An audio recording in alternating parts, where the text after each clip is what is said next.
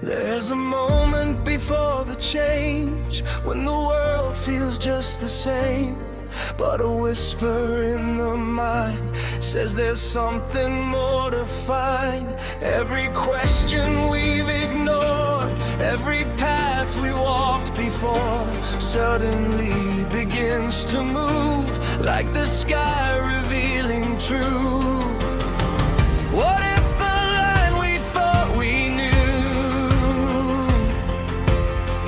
was only where the story grew? Something new is calling softly through the noise we used to know, not replacing what we carry, but expanding where we go.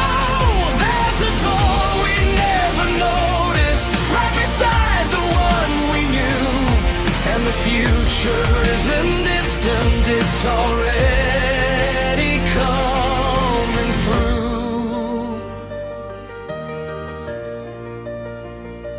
Every mind a universe, every silence full of words, hidden patterns in the air, waiting for the ones who care. Some will pass and never see, some will turn and simply leave, but the ones who stay and feel know this moment is real. Maybe change is not a storm, maybe it's a quiet dawn, and the ones who dare to see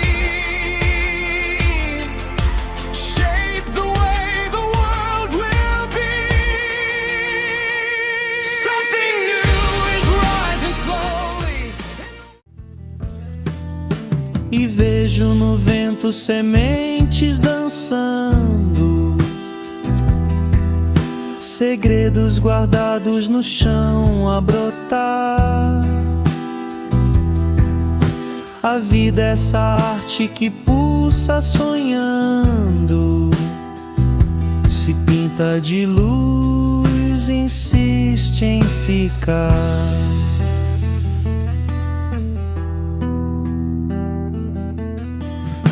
No caos há um fio dourado e perfeito, um pulso divino em cada olhar. Mesmo no escuro mais denso e desfeito, a esperança se ergue e volta a brilhar. Boa noite, pessoal! Boa noite para quem está me acompanhando ao vivo. Bom dia ou boa tarde para quem está assistindo a gravação da aula. Antes de começarmos, eu queria contar uma coisa curiosa. Existe um trecho de um livro que me marcou muito. É do Pequeno Príncipe. Ele diz assim: os adultos gostam de números. Quando vocês lhes falam de um novo amigo, eles nunca perguntam o essencial. Nunca perguntam qual é o som da sua voz, quais são os jogos que ele prefere. Ele coleciona borboletas? Eles perguntam qual é a idade dele, quantos irmãos ele tem, quanto ele pesa, quanto ganha o pai dele. Somente então eles julgam conhecê-lo. E eu acho esse trecho genial, porque ele mostra uma coisa sobre o mundo adulto. A gente aprende a explicar a vida através de números. Quantos anos temos? Quantos cursos fizemos? Quantos pacientes atendemos? Quantos seguidores temos? Quantas vendas já fizemos? E se eu quisesse me apresentar da forma que os adultos gostam, eu poderia começar assim. Meu nome é Karen Corrêa, sou psicóloga há mais de uma década, já criei diversos recursos terapêuticos e tenho vários e vários alunos. Mas, se o Pequeno Príncipe estivesse aqui, ele provavelmente faria outras perguntas. Ele talvez perguntasse: o que você sente quando escuta uma música que toca no fundo da alma? Que tipo de silêncio existe dentro de uma sessão de terapia? O que você percebe no olhar de um paciente quando algo finalmente faz sentido? E talvez perguntasse também: por que uma psicóloga resolveu começar a transformar emoções em música com a ajuda da inteligência artificial? A verdade é que eu sempre acreditei que a clínica não é só sobre técnica. A clínica é sobre experiência. Existe um ritmo em cada sessão, existe uma atenção, existe uma pausa, existe um momento em que algo se abre. E quando eu comecei a explorar a inteligência artificial, eu percebi algo que me surpreendeu. Ela não servia apenas para organizar informação. Ela podia ampliar experiências, transformar histórias em metáforas, transformar sentimentos em imagens, transformar conflitos em perguntas mais profundas e, em alguns casos, transformar emoções em música.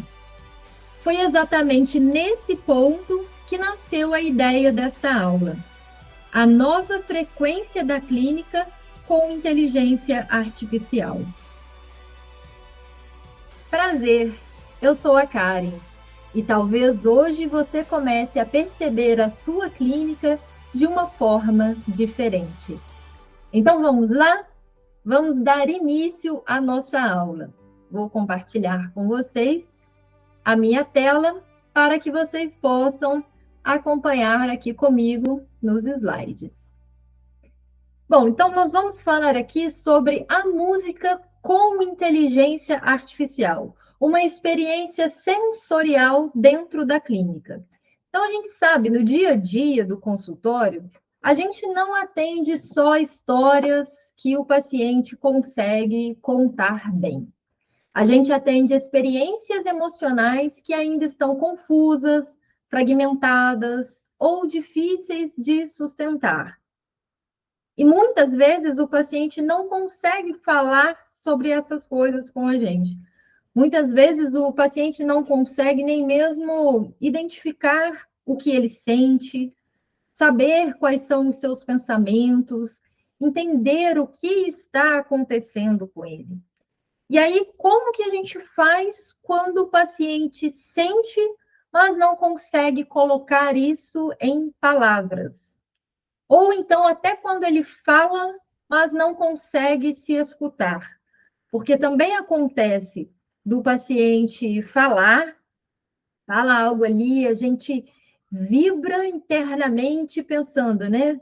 Ah, agora ele entendeu, ele vai por esse caminho, ele vai chegar naquele ponto. Mas aí, de repente, ele volta ao início. Parece que ele não ouviu o que ele mesmo acabou de compreender, o que ele mesmo acabou de falar. Porque, na verdade, ele ainda não tinha, então, compreendido. Então, quando a fala não dá conta, a clínica precisa recorrer a outras formas de linguagem. Porque muitas vezes a gente falar não vai tirar o paciente daquele lugar que ele está. A gente sabe que ele precisa, de fato, entender aquilo, acreditar naquilo, para ele conseguir realizar uma mudança. E muitas vezes a gente também vai ficar sem ter o que falar. Aquele momento que bate até uma certa tensão, né? Aquele silêncio que o paciente não fala, não traz, e a gente, de certa forma, fica com uma certa dificuldade ali também de falar alguma coisa, de fazer alguma pergunta, de dar uma continuidade. E aí nós temos linguagens que não explicam, mas que ajudam o paciente a se escutar. São linguagens que ajudam o paciente a reconhecer, organizar e sustentar o que está sentindo. E uma dessas linguagens pode ter um papel muito específico dentro da sessão, que é a música. E qual é a importância da música na sessão terapêutica? Quando a gente pensa em música dentro de uma sessão terapêutica, é muito comum a gente associar isso a relaxamento ou a um recurso complementar, quase um acessório ali, né, que não faz parte ali exatamente da sessão, que não é o núcleo da sessão. Mas a música, ela pode ter um papel muito mais importante do que isso. Ela atravessa defesas cognitivas, ela ativa a memória emocional e ela cria ressonância afetiva. Então, por isso, muitas vezes, o paciente consegue sentir algo escutando uma música que ele ainda não consegue dizer falando. A gente mesmo, no nosso dia a dia, na nossa vida, em diversas situações, às vezes você está no carro, indo para o trabalho, às vezes você está no carro, voltando para casa, ou numa viagem, você escuta uma música e aquela música faz tanto sentido para você, para o momento ali que você está vivendo. E a mesma coisa é com o paciente, com uma pessoa que está ali dentro do seu consultório. E isso acontece não porque a música resolve, mas porque ela organiza uma experiência interna que estava difusa. Nós conseguimos fazer isso através da música. Então, na clínica, significa que a música, ela pode ajudar o paciente a reconhecer emoções, a validar sentimentos, a acessar conteúdos que estavam sendo evitados, ou simplesmente se escutar de um jeito diferente. E o cuidado aqui é não usar a música por usar, é saber quando ela faz sentido e para quê. E aí, entrando mais a fundo, nós estamos falando não de músicas genéricas, de músicas que já existem, de músicas que todas as pessoas podem ouvir, podem conhecer. Mas nós estamos falando de música específica para cada paciente. Uma música para cada situação que o paciente está vivendo. Uma música para a sua história, uma música para o seu momento. E isso, gente, muda tudo. É realmente incrível o resultado que nós podemos ter dentro de uma sessão usando uma música personalizada para aquele paciente. Entra então essa diferença importante, né? Usar uma música pronta, escolhida de uma forma genérica, ou trabalhar com a música criada a partir da experiência emocional daquele paciente. Então, a música criada dessa forma, ela deixa de ser apenas um estímulo externo e passa a funcionar como uma linguagem terapêutica.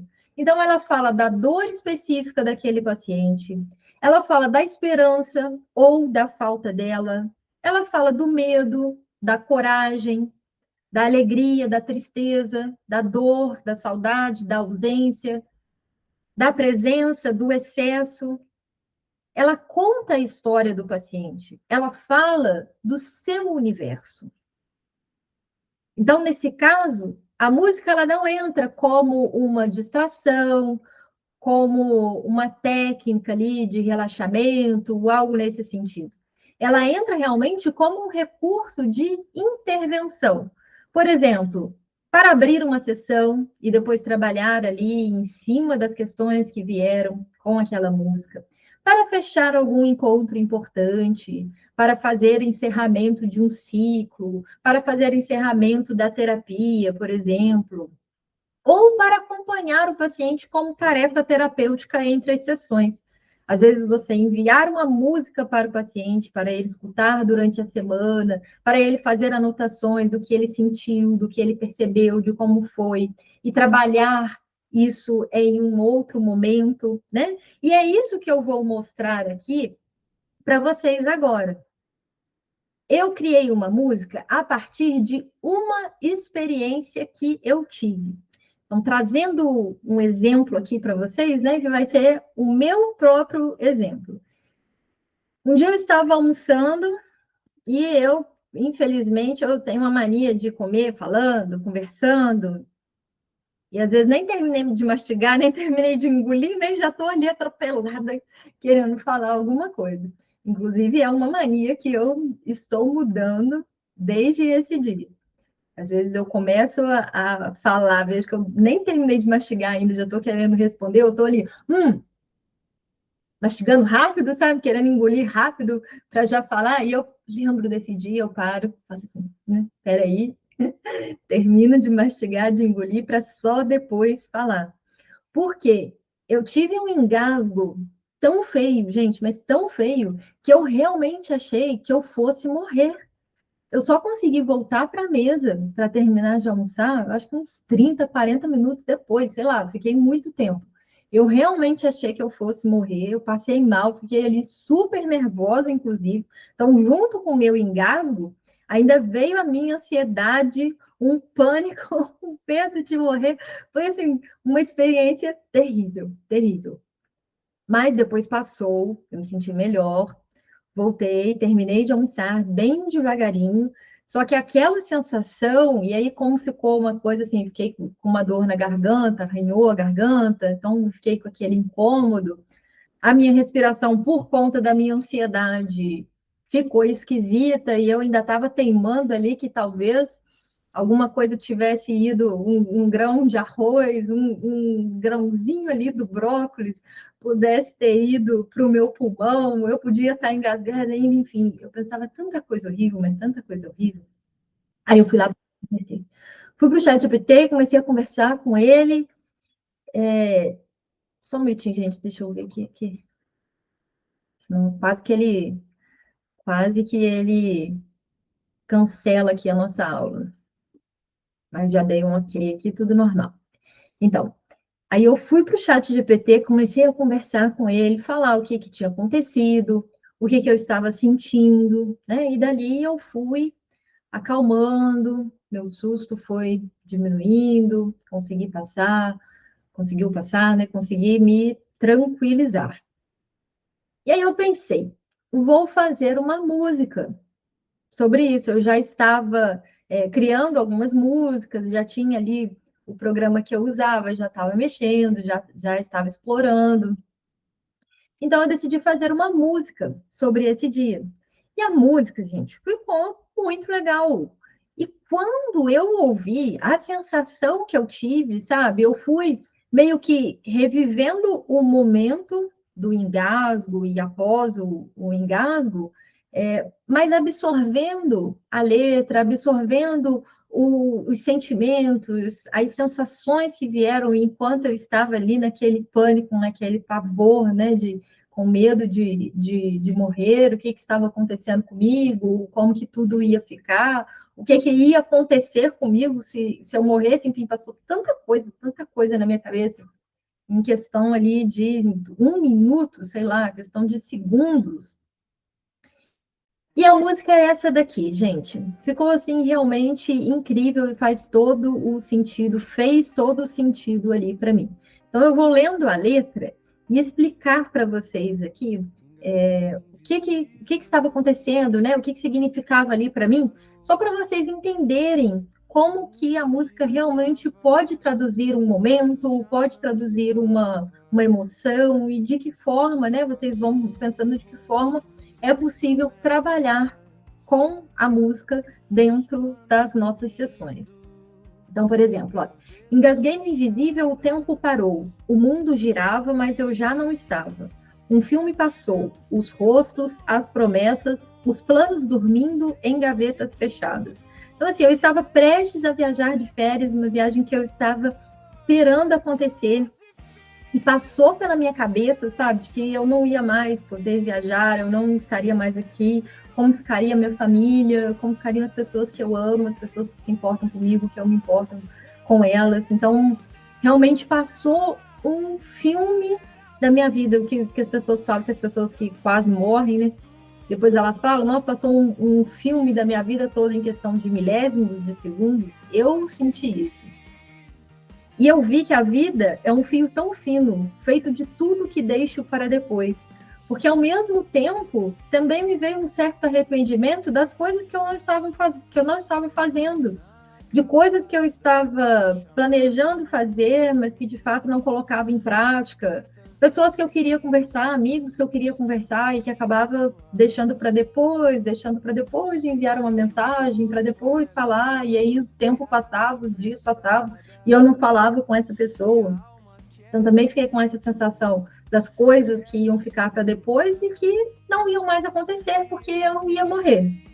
No quase fim, o silêncio me disse: respira o agora antes que ele fuja. Eu toquei o nada e o nada era luz, tão cheio de tudo que nunca se diz. Porque também tinha uma mistura de sentimentos, de gratidão pela vida e, ao mesmo tempo, uma tristeza por acreditar que eu não ia mais poder viver, né? Então, tinha uma mistura ali de muita coisa. As coisas inacabadas chamaram meu nome. As cartas não escritas ardiam no ar. Senti que o corpo é só casa emprestada e a alma quer vento, quer se lembrar. Porque a hora que eu achei que eu ia morrer mesmo, né? Isso tudo, gente, foi muito rápido, foi acontecendo muito rápido, né? Uma enxurrada de pensamentos mesmo. Mas a hora que eu achei que eu ia morrer e que não tinha mais jeito, eu me entreguei. Eu falei, ah, tudo bem, né? Agora vamos ver o que vai ser depois. E eu vi que o medo é o espelho do amor, e a morte só dobra a esquina da dor. Porque, ao mesmo tempo, depois que eu me entreguei e falei, né, seja o que for, agora eu vou descobrir o que existe depois da morte, se existe algo depois da morte. E aí eu parei de ter medo de morrer, mas eu fiquei pensando nas pessoas que ficariam aqui.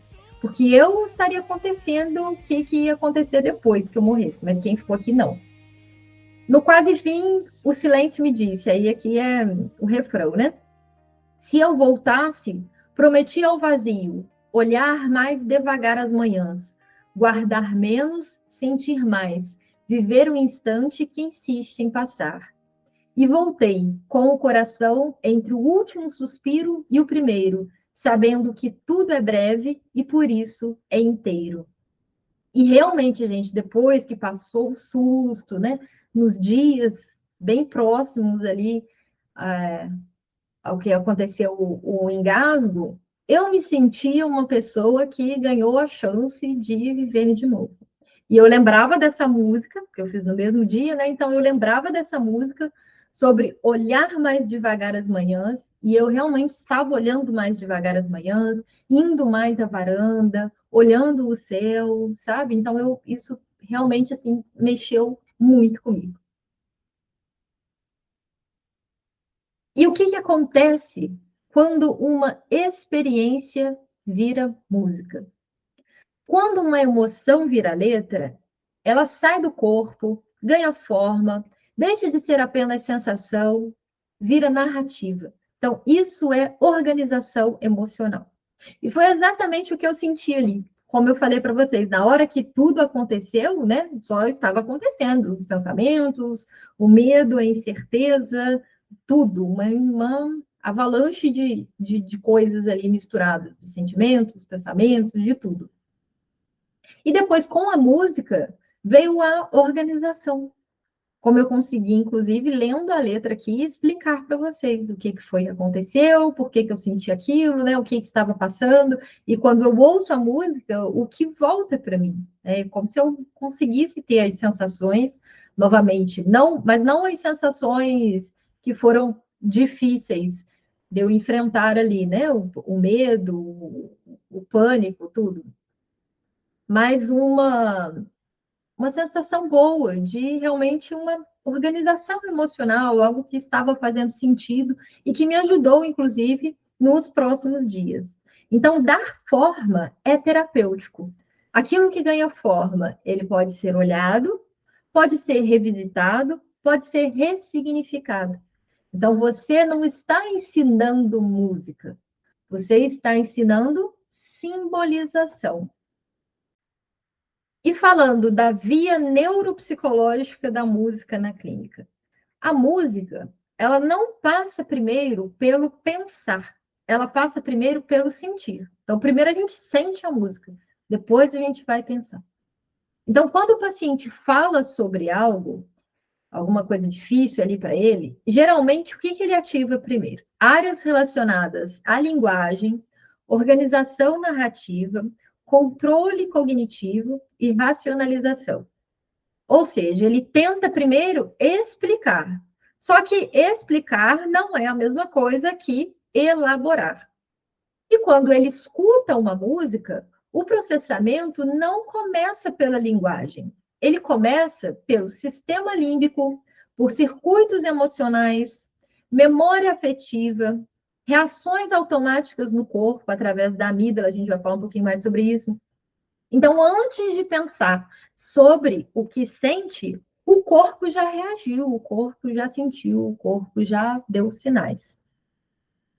E qual que é o papel da amígdala e da memória emocional? A amígdala, ela participa desse registro emocional. Por isso, uma música pode disparar lembrança, provocar arrepio, gerar choro sem explicação verbal. Sabe, às vezes quando você ouve uma música e aí você sente que escorre uma lágrima, você fica mais emocionado, você não sabe nem exatamente explicar, mas vem uma lembrança, vem algo assim que você não vai nem falar sobre aquilo, mas você sente. Ela ativa a memória implícita, que não vem em forma de frase, ela vem em forma de reação. E isso é o que muitas vezes o paciente não consegue acessar só conversando. E por que a música atravessa, então, as defesas cognitivas? Porque quando falamos, o córtex pré-frontal, ele entra em ação. Então, o que ele faz? Ele organiza, filtra, controla, explica. E isso é ótimo. Só que é aí onde moram também as defesas. E a música, ela não pede autorização para entrar pelo argumento. Então, ela ativa antes a rede emocional. E aí, depois é que o córtex tenta entender o que aconteceu. Ou seja, a emoção aparece antes da justificativa. Então, por exemplo, o paciente sente algo e só depois ele tenta explicar.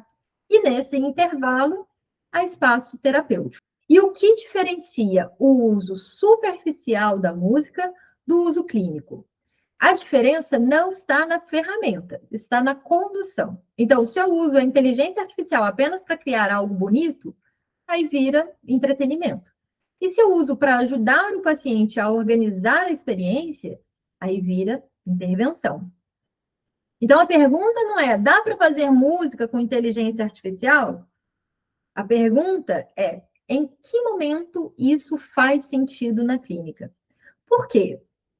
Nem todo paciente precisa, nem toda sessão comporta e nem toda emoção deve ser amplificada. Então, nós também temos que ter essa atenção, esse cuidado com quem é o paciente, né, que nós vamos trabalhar com música, em que situação, qual a questão, porque, por exemplo, eu falei anteriormente ali que é muito legal trabalhar com música quando você tem um paciente em luto, por exemplo. Mas você precisa saber qual o momento, porque senão você traz uma música ali que vai fazer o paciente, né? Você traz uma música e dá para o paciente ouvir essa música em casa.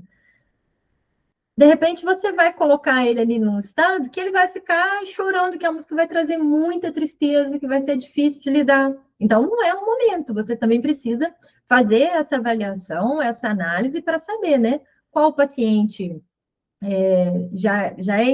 com qual paciente já é interessante você fazer esse trabalho, em quais situações, em quais momentos. E aí, isso quem vai saber é você, não é a IA. A clínica do futuro, ela é multimodal. Então, a clínica tradicional, ela foi estruturada principalmente na fala. Mas, na prática, nós já usamos múltiplas linguagens, porque a gente já trabalha com desenhos, metáforas, cartas terapêuticas, visualização, roleplay, escrita, objetos simbólicos, enfim. Então, a clínica ela nunca foi apenas verbal, ela sempre foi simbólica. E o que muda agora não é o princípio, é a ferramenta. A inteligência artificial, ela não cria uma nova clínica. Ela amplia as linguagens que já usamos. Ela acelera a construção simbólica. Então, além das músicas, ela permite criar metáforas personalizadas para os pacientes, roteiros de intervenção, exercícios adaptados, recursos específicos para cada paciente. Ela nos ajuda ali a organizar as sessões, pode ser um apoio para uma supervisão, né? E tudo isso acontece ali em minutos. Então, ela ajuda a expandir o repertório clínico. E aí, falando em música, né? Em música personalizada, a gente não necessariamente precisa da inteligência artificial para escrever uma letra, por exemplo. Algumas pessoas têm mais dificuldade em escrever, não têm muita ideia, então a inteligência artificial pode ajudar bastante nisso. Outras pessoas já têm mais facilidade, gostam de escrever, gostam de fazer poesias, né, escrever textos. E aí ver isso, gente, virando música, é uma coisa assim que não tem nem como explicar. Vocês precisam testar, vocês precisam fazer para vocês sentirem, sabe? Principalmente se for algo que vocês escreveram. Vocês podem começar fazendo teste, pegando algo que vocês escreveram, algum texto ali, alguma poesia, para quem gosta de escrever poesia, né? Ou um pensamento solto. Não precisa nem ter rima, gente. Com a inteligência artificial, essa IA que cria as músicas, você joga o seu texto lá e ela vai fazer uma música com ritmo, sabe? Que vai ficar assim muito legal. E na quinta-feira nós vamos fazer isso juntos. Eu vou mostrar aí para vocês passo a passo como vocês podem criar músicas. A gente vê que a clínica do futuro, ela não é menos humana, ela é mais complexa. Ela exige, então, um domínio emocional, um domínio ético, porque é muito fácil se perder ali com a IA, né? Mas é legal porque eu vejo que muita gente, assim, me pergunta, sabe, sobre a ética, como que fica essa questão. Eu vi no formulário que vocês preencheram, muita gente falando sobre isso. E isso passa primeiro pela gente, não é mesmo? Não é a IA que vai ser ética. Eu é que preciso ser ética. Então, eu é que vou ter cuidado com o que eu vou compartilhar, com os dados sigilosos, com a forma que eu vou falar e com o uso que eu vou fazer da ferramenta.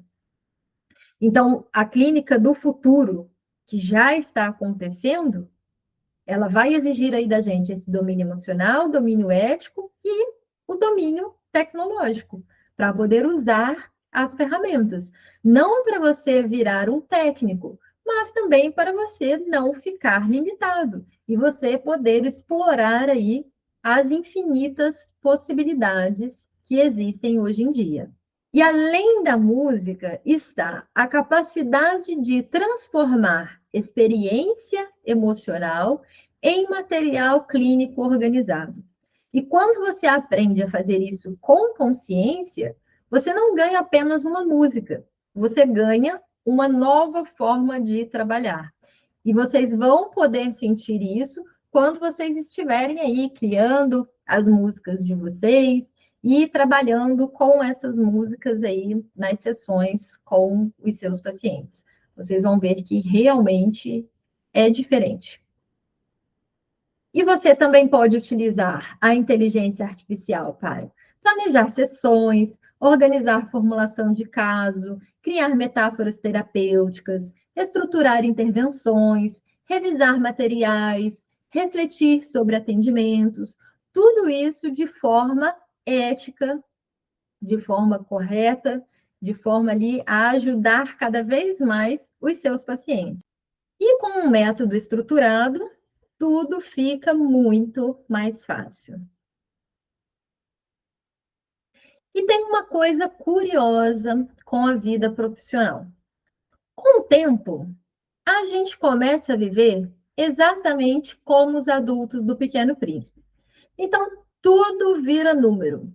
Número de pacientes, número de sessões, número de relatórios, número de tarefas, número de horas de trabalho. E sem perceber, a gente começa a perder algo que estava lá no começo. Então, a curiosidade, a criatividade, a sensação de descoberta dentro da clínica. E talvez você já tenha sentido isso em algum momento. Aquela sensação de que a psicologia continua sendo linda, mas a rotina da clínica começa a pesar. Então, relatórios, organização de informações, planejamento de sessões, dúvidas sobre casos, mil coisas acontecendo ao mesmo tempo. E foi exatamente observando este cenário que eu comecei a explorar uma pergunta. E se a tecnologia pudesse ajudar o psicólogo, não a substituir a clínica, mas a liberar espaço para ela voltar a ser viva? Um espaço para pensar melhor os casos, espaço para criar intervenções interessantes, espaço para organizar a rotina sem carregar tudo sozinho. E foi dessa ideia que nasceu a Psicocílios, um método para integrar a inteligência artificial na prática clínica, de forma segura, ética e realmente útil. Não como uma curiosidade tecnológica, mas como uma ferramenta concreta de trabalho.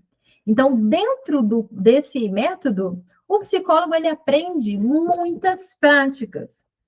Por exemplo, como conversar com a IA para receber respostas claras e clínicas, como usar a tecnologia sem ferir o código de ética, privacidade ou limites profissionais, como apoiar a sua própria abordagem terapêutica sem perder a sua identidade clínica. Então, dentro do método Psicocílios, ele não é baseado em uma única forma de atendimento, em uma única abordagem. Colegas aí de qualquer abordagem podem utilizar todos os conteúdos que tem ali dentro. Como criar roteiros de sessão, metáforas terapêuticas, formulários e recursos que ajudam o paciente a avançar.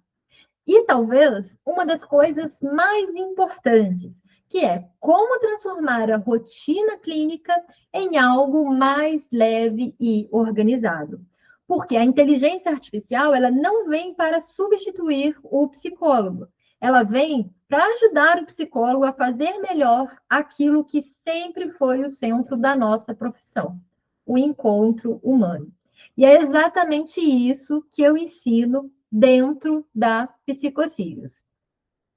Então, a gente vai fazer algo curioso aqui. Por quê? Lembra que no começo da aula eu citei o Pequeno Príncipe, que os adultos gostam de números? Então, nós vamos agora olhar os números da clínica. Então, imagina aí comigo um psicólogo que atende 10 pacientes. 10 pacientes por semana, então, a gente tem. E além da sessão, existe o tempo de bastidores, que é o quê? Organizar a sessão, fazer uma anotação, né? Coisas nesse sentido. Então, a gente está colocando aí uma média bem conservadora, que é 1 hora por paciente, fora da sessão. Então, 10 pacientes, 10 horas no mês fora da sessão. 10 horas, seria no caso, aliás, 10 pacientes por semana, 10 horas por semana. Por que é errado, tá, gente? 10 pacientes por semana, 10 horas por semana. Em um mês, nós temos 40 horas, porque nós temos no mês 4 semanas. Então, 40 horas, então a gente pensa aí, 40 horas de trabalho é um mês inteiro de trabalho clínico que acontece fora da sessão. Então, 10 pacientes, 10 horas por semana, para você planejar a sessão, fazer anotação, pesquisar recurso, refletir sobre os casos, isso sendo bem conservadora. Isso no mês aí, então, são 40 horas que você gasta. Se a gente coloca um valor médio da sessão de R$ 200, e a sessão tem 50 minutos, a gente arredonda aí para 1 hora, então vamos colocar aqui a sua hora de trabalho custa R$ 200. Em um mês, se você gasta 40 horas fora da sessão, você tem aí R$ 8.000 em trabalho. Essa conta, ela já existe na sua rotina. Só que você paga isso com tempo e com energia. E muitas vezes com exaustão. E aí, aqui, gente, a gente não está falando nem assim de supervisão, relatório, compra de recursos terapêuticos, né? Eu estou falando só questão de planejamento ali da sessão para cada paciente. Então, R$ 8.000 no mês. E se a inteligência artificial te ajudasse a economizar só 30% do seu tempo? Então, eu não vou nem falar aqui em economizar 100% do seu tempo, nem mesmo 50%, eu estou falando em 30% do seu tempo. Isso equivale a 12 horas no mês. Então, daquelas 40 horas, você utilizando a IA, você conseguindo aí economizar 12 horas no seu mês, isso já representa algo em torno de R$ 2.400, que já é aí um valor bem interessante, né? E que você recebe em tempo livre. Isso acaba gerando até mais dinheiro para você. Porque se você não precisa trabalhar essas 12 horas que você trabalharia fora, você pode ter tempo para mais pacientes, para fazer outras coisas, não é mesmo? E por que eu estou fazendo essa conta aqui? Porque a gente vai falar do quanto você vai pagar para fazer a sua inscrição na Psicocílios. Então, olha só, se a gente falar aí em 12 horas poupadas por mês pela IA, então se eu cobrasse apenas um mês de economia, os R$ 2.400, isso já faria muito sentido. Porque você já está aí deixando de ganhar, né, perdendo em tempo, R$ 8.000. Então, esses 2.400 já fariam muito sentido. Se eu cobrasse metade disso, fosse aí algo em torno de R$ 1.200, R$ 1.400, esse já seria um valor também justo e barato pelo impacto anual na sua prática. E aí é curioso, por quê? No Pequeno Príncipe existe uma frase muito bonita. Ele diz que a rosa dele se tornou especial pelo tempo que ele dedicou a ela. E a clínica também é assim. Aquilo que nós cuidamos com atenção se torna valioso. E a Psicocílios, ela nasceu exatamente desse cuidado com a prática clínica. Eu criei a Psicocílios com muito amor, com muito carinho, e colocando nela a prática que eu também faço. Então, a IA veio me ajudar na prática clínica e eu criei esse curso trazendo aqui diversos conteúdos, o que eu sinto falta, aí eu vou lá e faço, aprimoro, tudo eu coloco dentro do curso para vocês. Não é só um curso que eu criei para vender para outros colegas, não. É um curso em que eu aplico, em que eu trabalho com aquilo no dia a dia, e que sempre que surge algo novo, algo interessante ali que eu estou fazendo, como agora, por exemplo, o uso da música dentro das sessões, eu trago aqui para vocês também. E hoje, para você participar desse método, fazer parte aí do curso, né, acessar o nosso curso, você vai fazer um investimento de apenas 12 vezes de R$ 103 e uns quebradinhos ali, ou então R$ 999 à vista. Sem assinatura, sem mensalidade, sem renovação, porque nós estamos com acesso vitalício, mas isso não vai durar muito tempo. Então, essa turma ainda entra com acesso vitalício. Mas provavelmente a próxima turma já vai entrar aí no sistema de assinatura. Mas vocês não. Vocês vão pagar apenas R$ 999 à vista ou parcelar em até 12 vezes. Quem quiser parcelar em menos vezes também pode. E vai ter aí o acesso vitalício, incluindo as atualizações. E você pode, então, recuperar potencialmente mais de R$ 2.400 por mês, que seria ali 30% de economia, né? Usando aí a IA no seu trabalho. Só que uma coisa mais importante do que os números é o que esse tempo representa. Então, nós falamos aí com 10 pacientes em 40 horas no mês.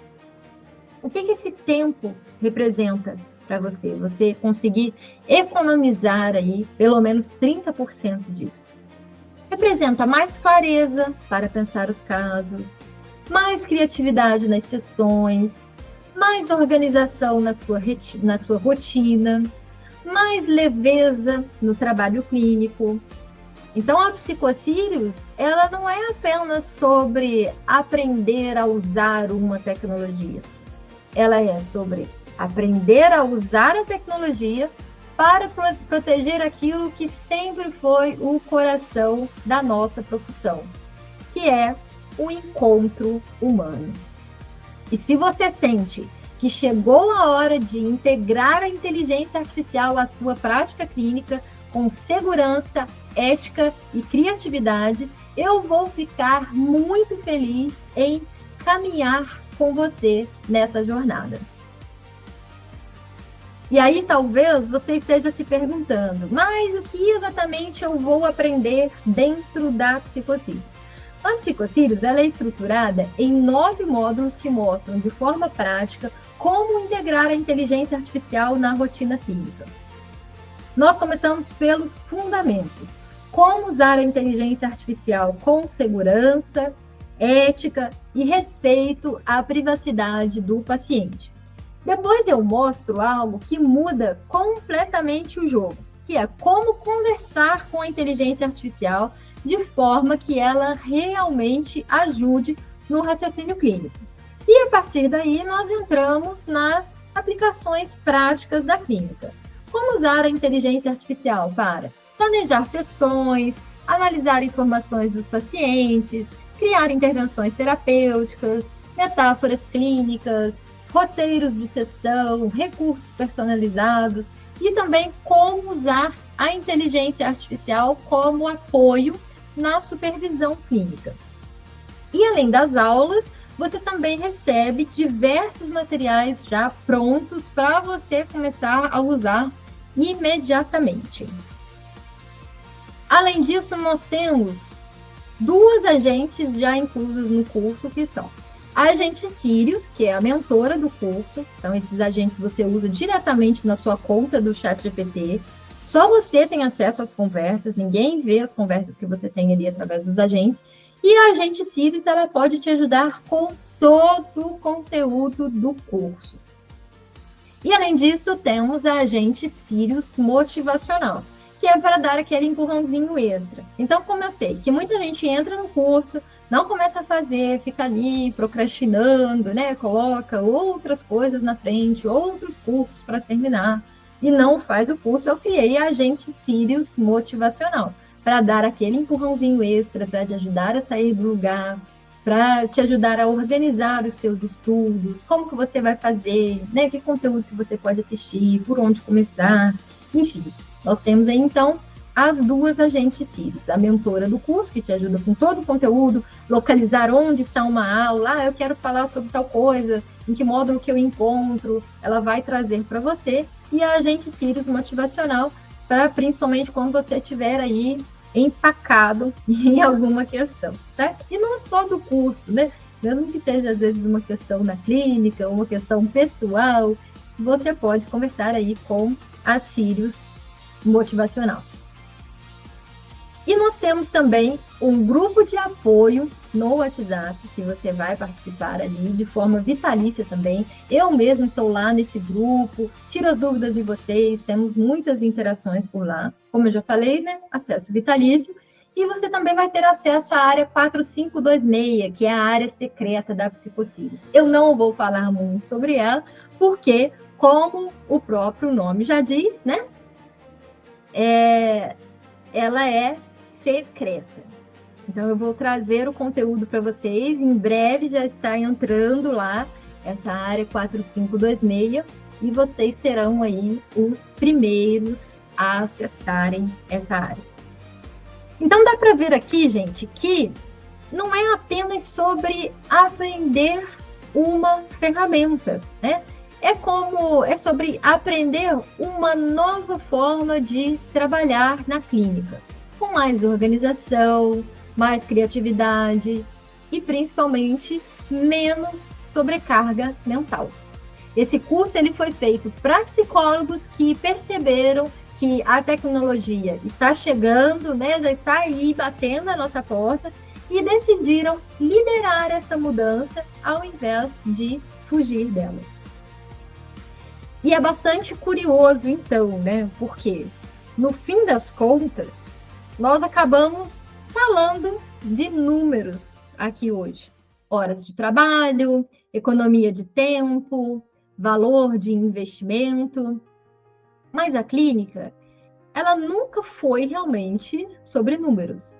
Ela é sobre histórias, sobre encontros, sobre aquele momento em que um paciente finalmente entende algo que nunca tinha conseguido entender antes.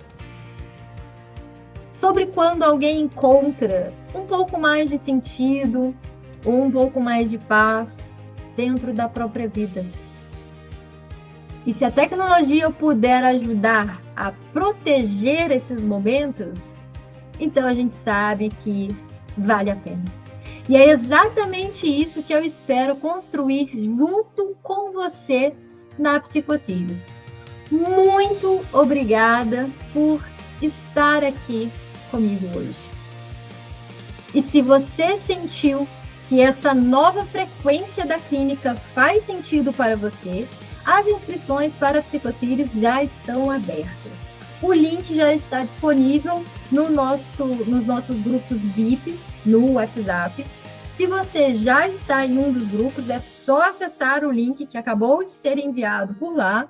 E se você não está em nenhum grupo, você pode entrar em contato comigo diretamente pelo meu WhatsApp, que está aparecendo aqui na tela para vocês.